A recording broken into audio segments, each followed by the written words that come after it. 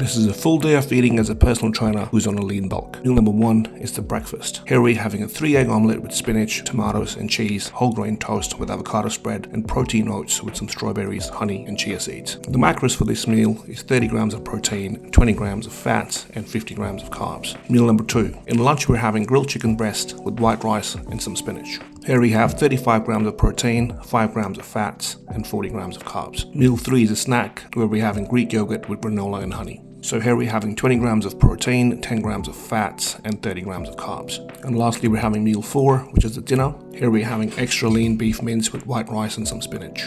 Here we have 40 grams of protein, 15 grams of fats and 35 grams of carbs. And follow for more No BS fitness and nutrition tips.